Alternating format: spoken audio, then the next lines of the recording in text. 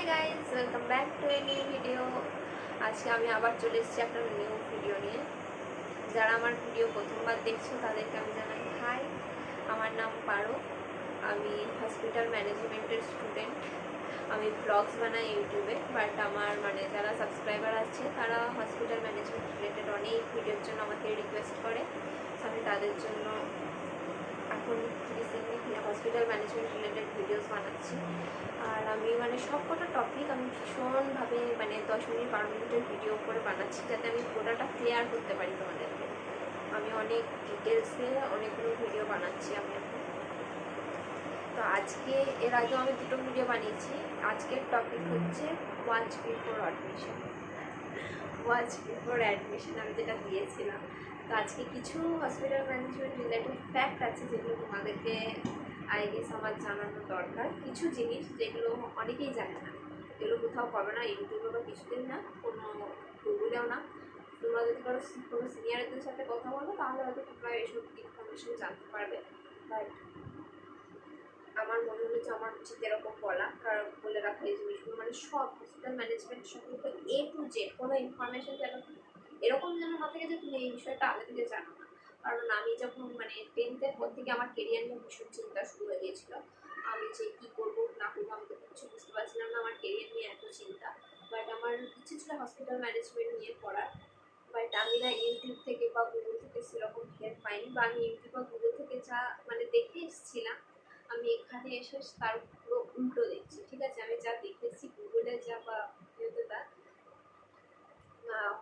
আমি এখানে এসে তার উল্টোটা দেখছি। তো এখানে কি হচ্ছে না হচ্ছে, যারা হসপিটাল ম্যানেজমেন্ট অ্যাকচুয়ালি এক্সপ্লেন করেছে তাদের কাছে। আমি হসপিটাল ম্যানেজমেন্টের স্টুডেন্ট। হাই। আর আজকের টপিক হচ্ছে ওয়াচ বিফোর অ্যাডমিশন। কিছু ছোটোখাটো জিনিস যেগুলো খুবই বড় সড়ো, ছোটোখাটো হলেও খুবই বড় ধরনের যে জিনিসগুলো তোমাদেরকে জানতে হবে। আচ্ছা, এখানে কি এমন কেউ আছে যারা নার্সিং পছন্দ করো না? লাইক অনেকের আমি দেখেছি যারা নার্সিং নিয়ে অনেক খারাপ খারাপ ধারণা থাকে নার্সিং নিয়ে, যে নার্সিং এই নার্সিং নয়। তো এই ধরনের কারো কি ধারণা আছে? তো যদি এরকম কারো ধারণা থেকে থাকে তো প্লিজ তোমরা হসপিটাল ম্যানেজমেন্টেতেও এসো না। ঠিক আছে, হসপিটাল ম্যানেজমেন্টে হয়তো নার্সিং এর মতো ওরকম কাটাকুটি ছাটাকুটির ব্যাপার নেই, বাট তাও যদি নার্সিং এর ব্যাপারে একটা খারাপ ধারণা থেকে থাকে তো সেটা খুবই খারাপ জিনিস। এবার ফার্স্ট যেটা আমি তোমাদেরকে বলতে চাচ্ছি সেটা হচ্ছে নাইট। আমার মনে হয় না কেউ এর ব্যাপারে তোমাদেরকে ফার্স্টে বলেছে বা কোনো ইয়েতে দেখেছে বলে। বাট হ্যাঁ, হসপিটাল ম্যানেজমেন্টে নাইট ডিউটি থাকে। তোমরা যদি হসপিটাল ম্যানেজমেন্ট করে করছো বা করবে ভেবেছো, যখন জব পেয়ে যাবে তখন তোমাদেরকে এমার্জেন্সিতে হয়তো নাইট ডিউটি দিতে পারে। নাইট ডিউটি থাকবে, একবার না একবার তোমাকে নাইট ডিউটি করতেই হবে। আর এটা আমিও জানতাম না। ঠিক আছে, আমিও জানতাম না যে হসপিটালে নাইট ডিউটি আর এসব করতে হয়। আমিও এখানে এসে জানছি যে হ্যাঁ, হসপিটালে নাইট ডিউটি থাকে। নাইট ডিউটি বাট সবসময় না, খুব এমার্জেন্সিতে পড়লে নাইট ডিউটি করতে হয়, বা সপ্তাহে একটা মতো নাইট ডিউটি থাকে। নাইট ডিউটি থাকে। সেকেন্ড হয়ে গেল স্যালারি।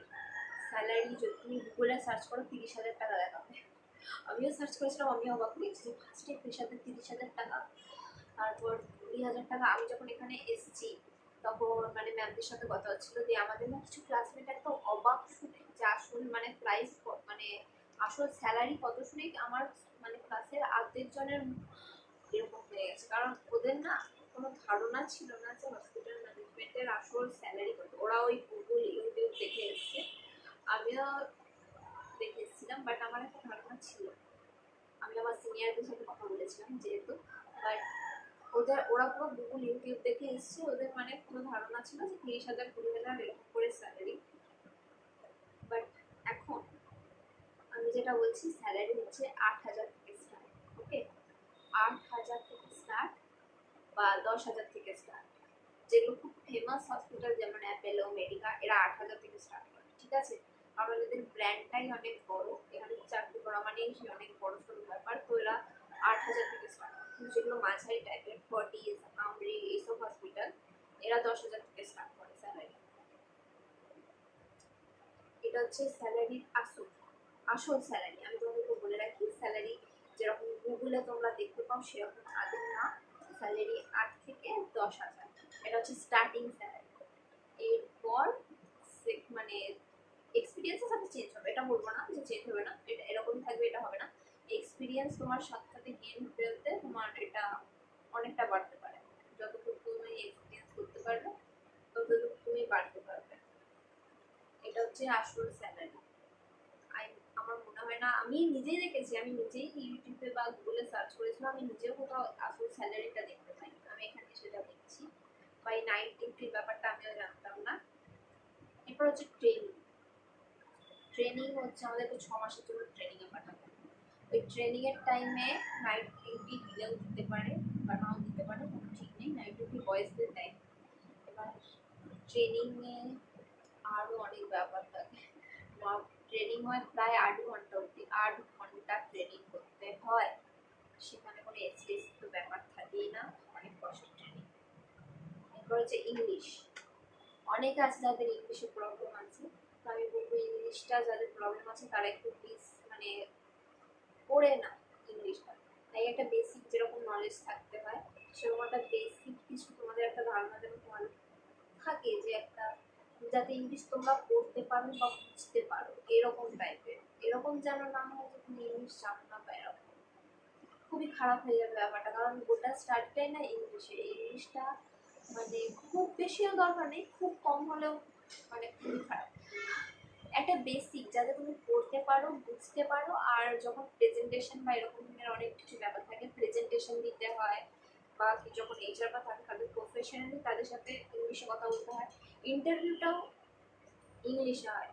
সো তোমরা যারা আছো একটু ইংলিশটা দেখো, একটু মানে এখন তো যারা উচ্চ মাধ্যমিক দিয়ে দিচ্ছ বা কিছু যখন ফাঁকা টাইম থাকে না, তোমাদেরকে কোনো কোর্সে করতে হবে না, তুমি ইউটিউবে যাও, ইউটিউবে স্পোকেন ইংলিশ ক্লাস সার্চ করো, ওখানে বাংলাতেও মনে হয় তোমরা অনেক স্পোকেন ইংলিশের ভিডিও পেয়ে যাবে। ওখান থেকে একটু একটু করে ট্রাই করো যাতে ইন্টারভিউয়ের সময় তুমি কথা বলতে পারো। ইন্টারভিউটা গোটাটা ইংলিশ হবে, কিছু করার নেই। কাজটা ইংলিশে না হলেও কাজটা গোটাটা বাংলাতে, কাজটা গোটাটা কমিউনিকেশনের উপর নির্ভর করে, বাট ইংলিশ থোড়া সা দরকার। এবার হচ্ছে কম্পিউটার। কম্পিউটার আমি কম্পিউটারের সিও জানি না, আমি যদি আগে জানতাম না এই ব্যাপারটা, আমি সিরিয়াসলি আমি একটা কোর্স করতাম কম্পিউটার। আমার অনেক বন্ধুরা আছে যারা এখন কম্পিউটারের কোর্স করছে, একটা মানে সেই 6 মাসের কোর্স হয় না 2000 টাকা দিয়ে, সেটা বেসিক কম্পিউটার নলেজ, ওরকম অনেক বন্ধু আমার কোর্স করছে।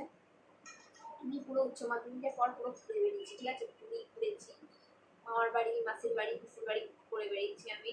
আমি যদি আগে জানতাম যে কম্পিউটার নলেজ লাগে তাহলে আমি একটা কম্পিউটারের কোর্স করতাম। আমি কোথাও আমি জানতাম না যে কম্পিউটারটা লাগে এত বেশি।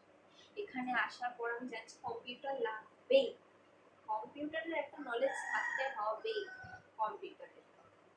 তো যারা আছে তাদেরকে আমি রেকমেন্ড করবো কোনো একটা কম্পিউটারের কোর্সে ভর্তি হয়ে যাও, যেগুলো ওই 2-3 মাস বা 6 মাসের কোর্স হয় না, ওই কোর্সগুলোতে ভর্তি হয়ে যাও। একটা মানে সার্টিফিকেট যা হোক, বা যদি কোর্সেও ভর্তি হতে হবে না, তুমি একটা কম্পিউটারের বেসিক নলেজ, একটা কম্পিউটার শিখে রাখো।